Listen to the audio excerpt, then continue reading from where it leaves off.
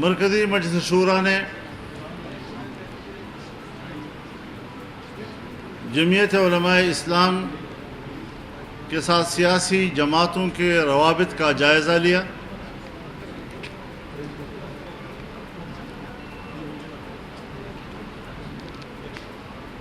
سیاسی جماعتوں کے ساتھ رابطے کو ایک سیاسی عمل قرار دیا۔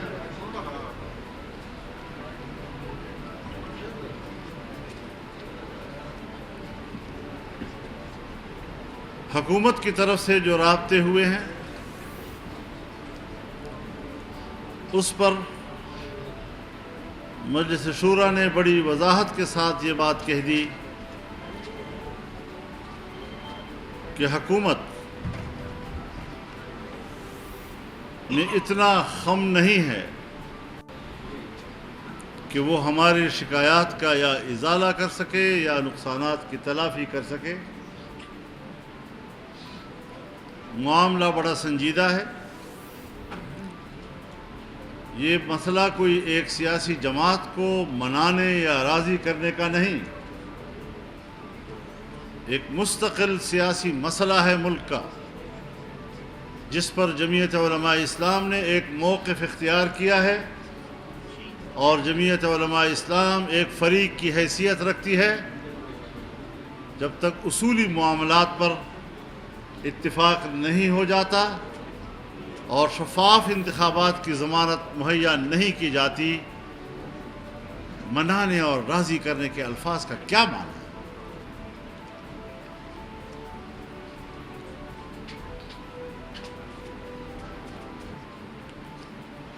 پی ٹی آئی کے وفود نے بھی رابطے کیے ہیں، مجلس شورا نے اس کا بھی جائزہ لیا۔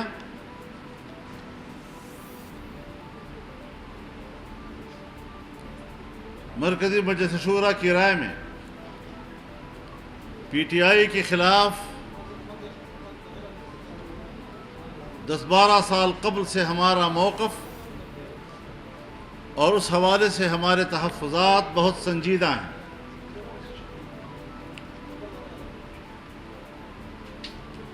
اگر وہ ہم سے مذاکرات کرنا چاہتے ہیں، ہم خوش آمدید کہتے ہیں۔ ہم نے ابتدائی طور پر بھی ان پر واضح کر دیا تھا کہ اگر اختلافات دور کرنے ہیں یا ہمارے تحفظات دور کرنے ہیں، اس کے لیے مناسب اور موافق ماحول ترتیب دینے کے لیے ہم آمادہ ہیں، اور ہم نے آنے والے وقتوں کے لیے مثبت رویوں کا تعین کیا ہے۔ ہم آج بھی اپنے ان مثبت رویوں پر قائم ہیں، لیکن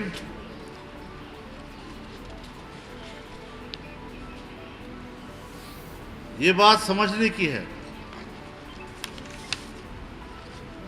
بصد احترام کہ پاکستان تحریک انصاف کی قیادت میں اب تک کسی یکسوئی کا فقدان ہے۔ پارٹی کے سربراہ کی طرف سے وفود آتے ہیں، وہ ہمارے ساتھ معاملات کو طے کرنے کی ہدایات لے کر آتے ہیں، لیکن اس وقت تک انہوں نے کسی مذاکراتی ٹیم کا باضابطہ اعلان نہیں کیا ہے۔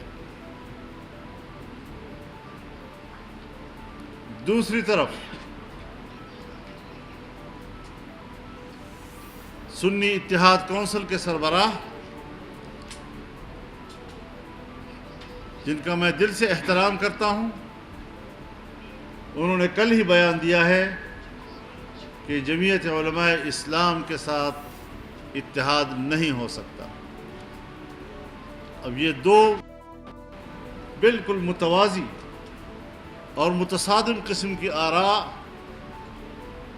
ہم اس میں کوئی ایک رائے قائم کرنے میں دقت محسوس کر رہے ہیں۔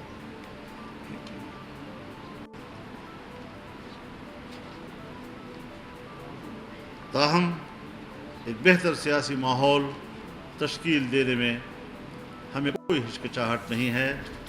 سیاسی جماعت اختلافات کو طے کرنے کے لیے نہ مذاکرات کا انکار کرتی ہے اور نہ مسئلے کے حل کا انکار۔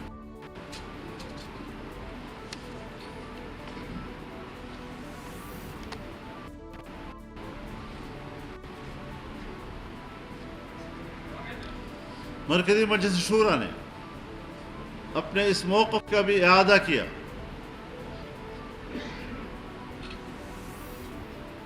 کہ آئین تمام اداروں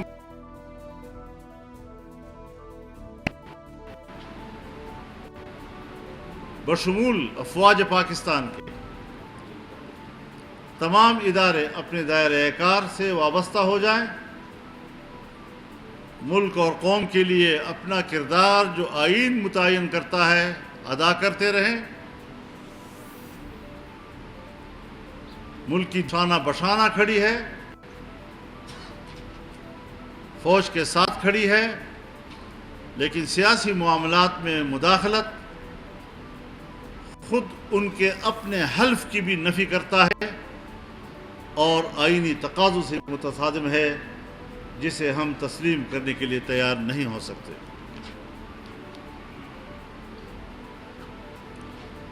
حال ہی میں انہوں نے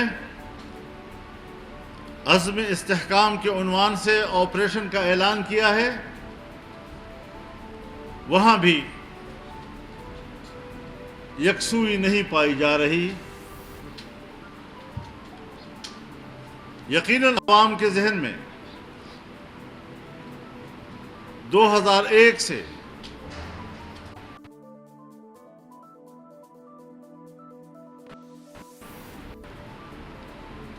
اور رد الفساد آپریشن تک جتنے بھی آپریشنز ہوئے ہیں دہشت گردی کے خلاف، آج دہشت گردی کی شرح کیوں کر 2001 اور 2 سے 10 گنا زیادہ ہو گئی۔ مرض بڑھتا گیا جوں جوں دوا۔ قوم کو اعتماد نہیں رہا ہے، پھر لوگ گھر بار کیوں چھوڑیں گے؟ اور 2 روز کے بعد وزیر اعظم ہاؤس سے اس کی وضاحت جاری ہوئی۔ کچھ معلوم نہیں کہ اب لوگ کس بیان کی طرف متوجہ ہوں۔ پورے ملک میں ایک اس طرح 200 صبح و شام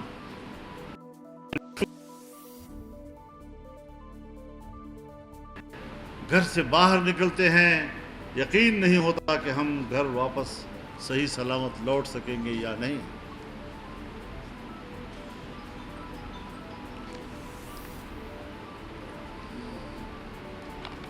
اور پھر ان آپریشنز کے اندر جو عوام کے نقصانات ہوئے ہیں، گھر بار چھوڑے ہیں، اور پھر ان کے گھر تباہ ہو گئے ہیں، آج تک ان کے نقصانات کے معاوضات نہیں دیے گئے۔ فاٹا کا انضمام کیا گیا، فاٹا کی ترقی کے لیے 10 سال تک ہر سال ایک جس کی منظوری اسمبلی سے لی گئی تھی، لیکن آج بھی 100 ارب 7 سال ہو چکے نہیں پورے کیے جا سکتے۔ کیا ریاست کو اپنی ذمہ داریوں کا احساس ہے؟ ہم پر تو لازم ہے کہ ہم ریاست کا احترام کریں، ہم پر تو لازم ہے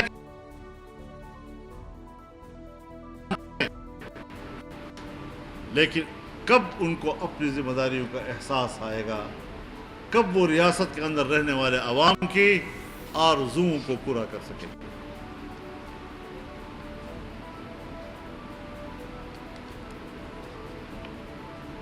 جمعیت علماء اسلام پاک چائنا تعلقات کی مکمل حمایت کرتی ہے، اس کو مضبوط سے مضبوط تر دیکھنا چاہتا ہے۔ ان کے استحکام اور دوام استحکام کی آرزومند ہے، لیکن ہم ابھی تک پاکستان میں سرمایہ کاری کے لیے چائنا کا اعتماد بحال نہیں کر سکے۔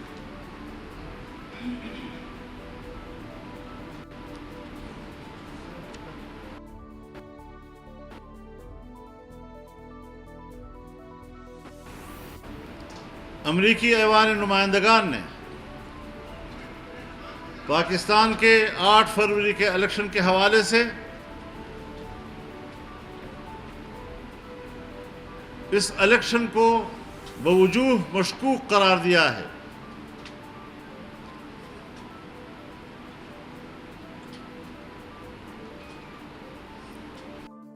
سمجھتے ہیں اور جمعیت علماء اسلام کی یہ واضح رائے ہے کہ امریکہ پاکستان کے معاملات سے دور رہے، اس پہ مداخلت کی ہم اجازت نہیں دیتے۔ تاہم پاکستان کی ریاست کہاں کھڑی ہے، اس کی خارجہ پالیسی کہاں کھڑی ہے؟ کیا یہ پاکستان کی سفارتی ناکامی نہیں؟ کیا یہ پاکستان کی لابی کی ناکامی نہیں ہے؟ اس پہلو پر کم از کم ہماری سفارتی اداروں کو بھی غور کرنا ہوگا اور ریاست کو بھی اس حوالے سے اپنے رویوں پہ نظر ثانی کرنے ہوگی۔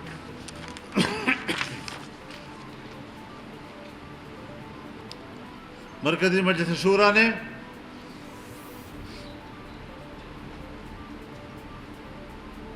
کسی باضابطہ اتحاد میں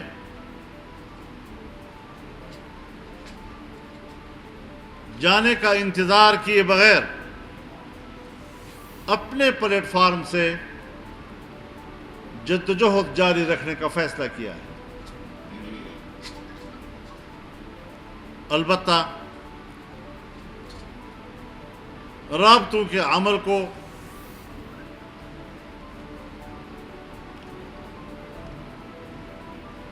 مثبت اور سیاسی عمل تصور کیا جائے گا، اور اگر سیاسی جماعتوں کے درمیان باہمی تعاون کا ماحول پیدا ہو تو ہماری کوشش ہوگی کہ ہم اسے قابل عمل بنا سکیں۔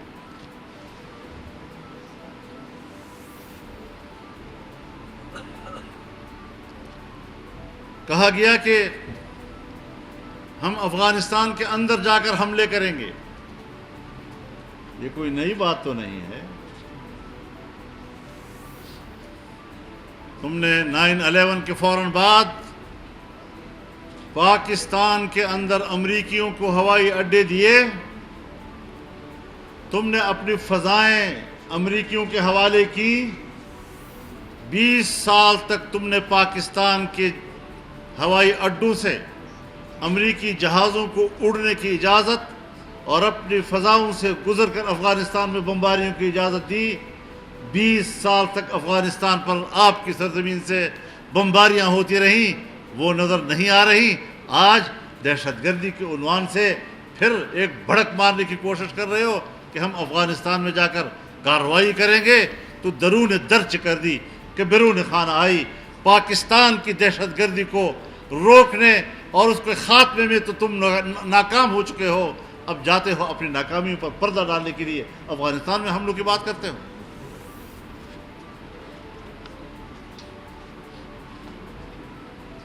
پہلے تو ہمیں اس بات کا جواب دیا جائے کہ خیبر پختونخوا میں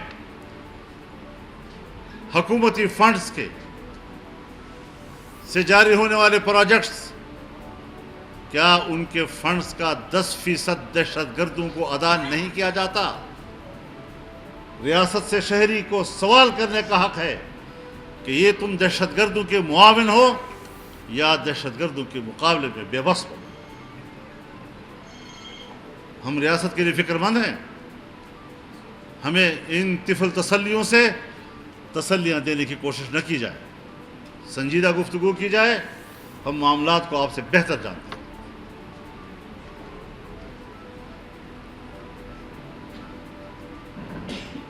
چمن بارڈر ہے، انگور اڈا ہے، غلام خان ہے، میران شاہ سے آگے کرم ایجنسی کا بارڈر ہے، جمرود ہے، اور باجوڑ تک جائیں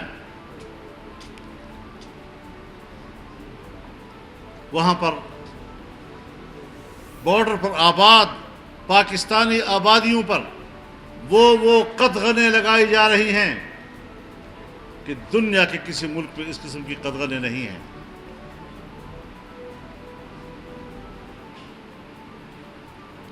بہت سے سوالات ہیں، ہم وہ سوالات اٹھا کر ریاست کے لیے مشکلات نہیں پیدا کرنا چاہتے، لیکن اتنا ضرور کہتے ہیں کہ جو کچھ وہاں اقدامات ہو رہے ہیں، تم ہزار کہو کہ ہم ملکی مفاد میں کر رہے ہیں، نہ یہ ملکی مفاد میں ہے، اور اگر ہے تو کسی بیرونی آقا کے مفاد میں ہو رہا ہے۔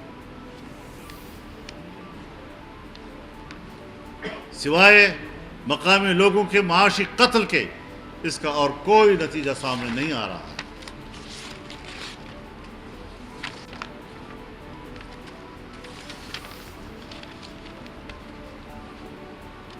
ہم نے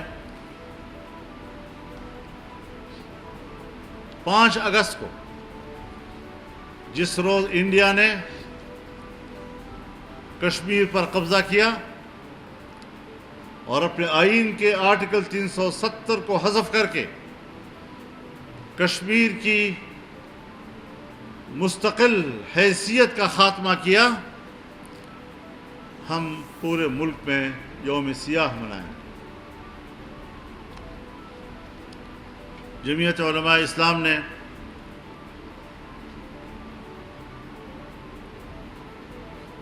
غزہ اور فلسطین میں اپنے فلسطینی بھائیوں کی مکمل حمایت کا اعادہ کیا ہے۔ ہم فلسطینی مجاہدین کے ساتھ ہیں، ہمیں کوئی پرواہ نہیں۔ ہمارے اس موقف کے ساتھ امریکہ اور مغرب ہمیں کیا خطاب دیتا ہے؟ ان کی نظر میں تو امارت اسلامیہ افغانستان بھی دہشت گرد ہے، ان کی نظر میں تو حماس بھی دہشت گرد ہے، لیکن کیا کسی کو دہشت گرد کر کے آپ خطے میں امن لا سکتے ہیں؟ اسرائیل کی حمایت کرنا یہ جنگ جرم ہے۔ کیوں؟ وہ بے گناہ شہریوں پر بمباری کر رہا ہے۔ عالمی عدالت انصاف اس کا بھی نوٹس لے کہ اسے جنگی مجرم قرار دے اور اسے عالمی عدالت کے کٹہرے میں لا کر کھڑا کرے۔ لیکن ساتھ ہی جمعیت علماء اسلام پاکستان کی حکومت ہو یا عالم اسلام، تمام حکومتوں کو جھنجھوڑنا چاہتی ہے کہ بحیثیت مسلمان آپ وہ فرض ادا نہیں کر رہے جو اسلام آپ کے اوپر لازم کر رہا ہے۔ اللہ اور اس کا دین اور جناب رسول اللہ صلی اللہ علیہ وسلم ایسے موقع پر مسلمان کو جہاں کھڑا ہونے کی ہدایت دے رہا ہے، جس فرض کی ادائیگی کی تعلیم دے رہا ہے، امت مسلمہ کے حکمران غافل ہو چکے ہیں، وہ اپنی اقتدار کے نشو میں دھت ہو چکے ہیں، اور پورا عالم اسلام اپنے حکمرانوں کے لیے ناراضگی کا اظہار کرتا ہے، اس سے لا تعلقی کا اظہار کرتا ہے۔ کم از کم اسلامی دنیا کے حکمران امت کے لیے ماں باپ کا کردار ادا کرتے اور آج ان کا سہارا بنتے، انہوں نے امت مسلمہ کو اور فلسطینی عوام کو بے سہارا چھوڑ دیا ہے۔ ہم بحیثیت ایک جماعت کے اپنی قوم سے بھی اور عالم اسلام سے بھی اپیل کرتے ہیں کہ جہاں ہم سیاسی،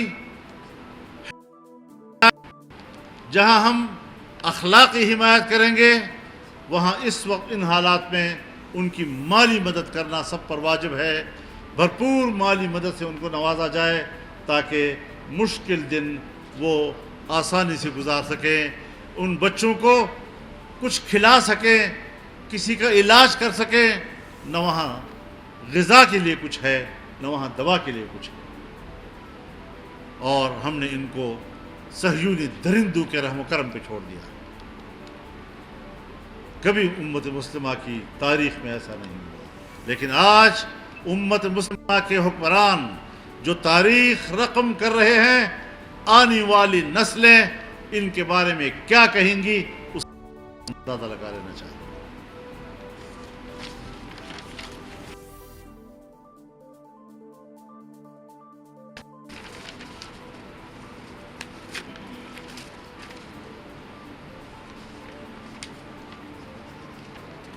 جمعیت علماء اسلام نے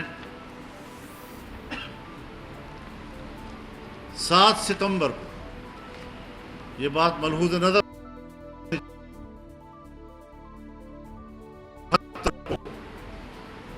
پاکستان کی پارلیمنٹ نے ترمیم غیر مسلم اقلیت قرار دیا تھا۔ پتہ نہیں پاکستان کے لوگوں کو، ہمارے دانشوروں کو کیا ہو جاتا ہے، یہ کس کے تسلیم کرنے کے لیے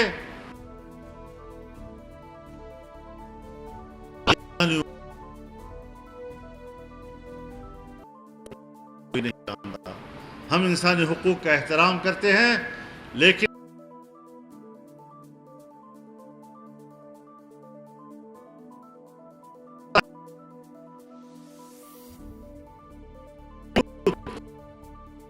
دیا جاتا ہے تو پھر قادیانی اگر آئین کا انکار کرتے ہیں، عدالتوں کا انکار کرتے ہیں، جائے گا ملک اور آئین سے وفاداری کے ترازو پہ تولا جائے گا، اور کسی طریقے سے بھی ان کو ایسی مراعات دینے کا حق نہیں دیا جائے گا۔ چنانچہ جو آئین کہتا ہے اور جو قانون کہتا ہے، آئین اور قانون دونوں ان کے حدود کا تعین کرتا ہے، کسی کو بھی حق نہیں ہے 7 ستمبر 2024 کو 50 سال پورے ہونے پر لاہور مینار پاکستان پر گولڈن جوبلی منائی جائے گی، اس فیصلے کی جائے گا۔ میں پورے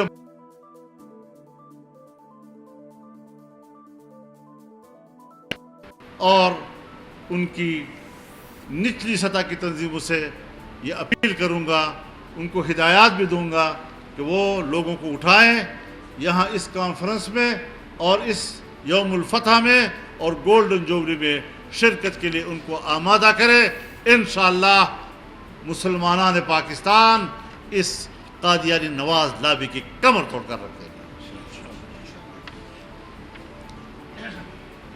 14 اکتوبر کو مفکر اسلام حضرت مولانا مفتی محمود صاحب رحمہ اللہ کی یاد میں ملک گیر اجتماع کیا جائے گا، اور یہ اجتماع اس سال صوبہ سندھ میں کیا جائے گا۔ صوبہ سندھ کی جماعت جس شہر کا تعین کرے گی انشاءاللہ وہاں پر بہت بڑا عظیم الشان اجتماع ہوگا، کانفرنس ہوگی۔ اپنے اسلاف کو یاد کرنا، ان کو زندہ جاوید بنانا۔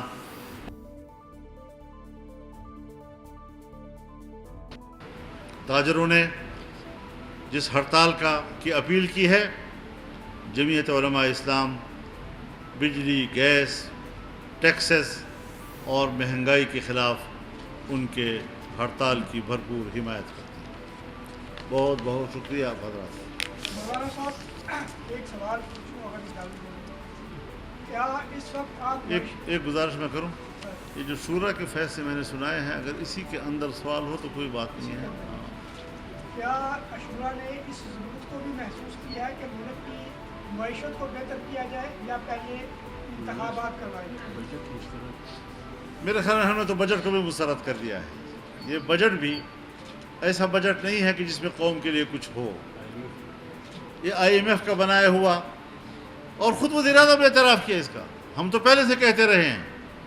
اب جس ملک کا بجٹ IMF تیار کرے وہ اپنے مفادات کے لیے تیار کرے گا یا آپ کی غریب کے لیے تیار کرے گا؟ لہذا جمعیت علماء اسلام نے سرے سے اس بجٹ ہی کو مسترد کر دیا اور ایک عوام کا حقیقی نمائندہ پارلیمان ہی قوم کی نمائندہ بجٹ پاس کر سکتا ہے. مولانا صاحب، آپ نے اپنی اوپننگ گفتگو میں فرمایا کہ حکومت سے ہوئے رابطوں کے بارے میں شورا نے طے کیا ہے کہ حکومت میں اتنا دم خم نہیں کہ وہ ہماری اور دیگر سیاسی جماعتوں کے تحفظات دور کر سکے. یہ دم خم کس میں ہے کہ جو آپ لوگوں کے یہ تحفظات دور کر سکے؟ کس طرح سے؟ کیونکہ ان میں تو دم مذاکرات کیجیے، آپ بیٹھیں، ہم ذرا ذرا گفتگو کریں، مسئلے کا حل نکالیں، یہ اصول باتیں ہیں اپنی جگہ پر، ٹھیک ہے. لیکن کیا ان کے پاس اس دھاندلی کے الیکشن کا متبادل ہے سوائے نئے الیکشن کے؟ آپ نے PTI کے حوالے سے کہا کہ انہوں نے مذاکراتی کمیٹی نہیں بنائی. ابھی حالیہ دنوں میں اگرچہ آفیشلی شاید آپ کو نہیں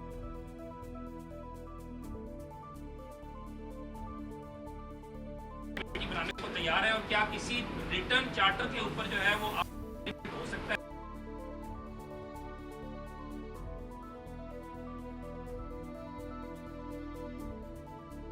اور پھر سنی اتحاد کونسل اور ان کے اپنے تو عجیب عجیب اقتضاد کا شکار ہیں. ہم یکسوئی چاہتے ہیں.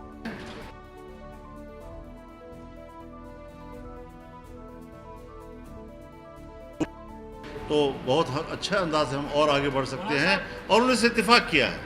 تو اب وہ ماحول اگر بن جاتا ہے تو ہمیں کوئی انکار نہیں. اچھا مولانا صاحب، یہ بتائیں کہ جیسے PTI جو جماعت ان کے درمیان کافی اختلافات جو ہے وہ بڑھ گئے ہیں، تو ان کو اب جماعتی اسلام کی طرف سے کیا پیغام دیں گے؟ دوسری جانب مہنگائی کے خلاف آپ کی جماعت کا ووٹ بھی دکھے گی. دیکھیے، بات یہ ہے کہ میں کسی دوسری پارٹی کے اندرونی کہہ دیا ہے وہ کافی ہے کہ ابھی تک کوئی یکسوئی جو ہے وہ سامنے. یہ بتائیں کہ آپ نے یہ حربے تمام ہو چکے ہیں گزشتہ 22 سالوں میں. یہ ان کی کیپیسٹی نہیں ہے. ذرا تھوڑا سا اپنے تھے. میں اتنے عرصے 2013 سے ان کے ساتھ اتحادی رہا ہوں. کیا وہ مجھے نہیں جانتے نا؟ تو اسی کا نام ہوگا نا. تو میرے خیال میں ہم دوست ہیں اور دوستوں کو سمجھے، تاریخ کو سمجھے. نفی نہ نہیں ہونا چاہیے.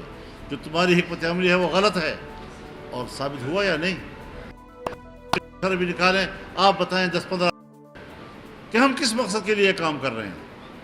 عوام پر احسان کیوں جتائے جا رہے ہیں؟ سب کچھ اپنے کمانے کے لیے ہو رہا ہے اور عوام پر احسانات جتائے جا رہے ہیں. تو یہ ساری چیزیں حضرت، یہ کچھ چیزیں ہوتی ہیں ذرا ڈیپ پالیٹکس آتی ہے جس کے دکھانے کے دانت کچھ اور ہوتے ہیں اور کھانے کے دانت کچھ اور ہوتے ہیں.